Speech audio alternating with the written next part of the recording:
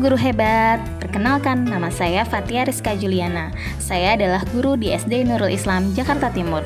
Selamat menyimak video ini, salam semangat guru hebat.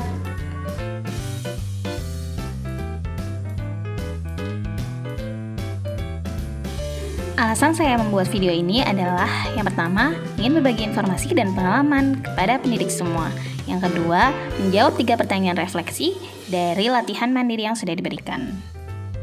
Hal baru yang saya pelajari tentang motivasi dan merdeka belajar, yang pertama adalah 2 kata kunci dalam motivasi, ada konten dan proses. Konten berhubungan dengan teori hierarki kebutuhan manusia, sedangkan proses berhubungan dengan teori menetapkan tujuan. 2 kata kunci ini saling berhubungan, jadi tidak bisa dipisahkan ya. Hal kedua yang saya pelajari tentang motivasi dan merdeka belajar adalah pentingnya motivasi. Bagi guru, motivasi sangat penting agar guru tangguh terhadap stres dan meningkatkan kinerja. Bagi murid, motivasi juga sangat penting agar murid tahan terhadap kesulitan dan meningkatkan capaian pembelajaran. Lalu ada satu teori yang saya ingat yang disampaikan oleh Pak Bukik, Maslow before Bloom. Mengelola motivasi itu sangat penting sebelum mengejar tujuan pembelajaran. Hal ketiga yang saya pelajari tentang motivasi dan merdeka belajar adalah elemen merdeka belajar. Ada 3 elemen merdeka belajar. Yang pertama, komitmen pada tujuan. Yang kedua, mandiri pada cara. Dan yang ketiga, refleksi berkala. Hal keempat yang saya pelajari tentang motivasi dan merdeka belajar adalah tips menumbuhkan motivasi. Bagaimana caranya? Yang pertama, memetakan kebutuhan diri.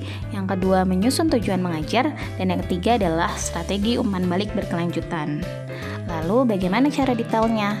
Yang pertama, pendidik dapat melakukan asesmen diagnostik, lalu memandu murid menyusun tujuan. Dan yang terakhir adalah umpan balik yang berkelanjutan. Pertanyaan yang kedua, bagaimana lembar aksi 1 membantu Anda untuk melatih motivasi? Berdasarkan lembar aksi 1, saya menjadi tahu apa kemampuan diri sendiri. Lalu yang kedua, saya menjadi tahu apa yang dibutuhkan untuk diri saya. Yang ketiga, saya menjadi tahu apa yang perlu saya perbaiki agar tujuan saya dapat tercapai. Pertanyaan ketiga, apa tips Anda untuk para pengajar mengelola motivasi dan menerapkan merdeka belajar? Yang pertama, selalu berpikir positif.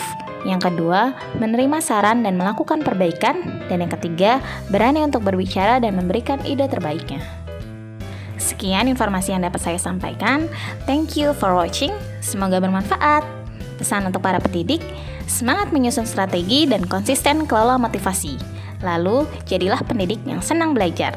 Sampai berjumpa lagi. Assalamualaikum.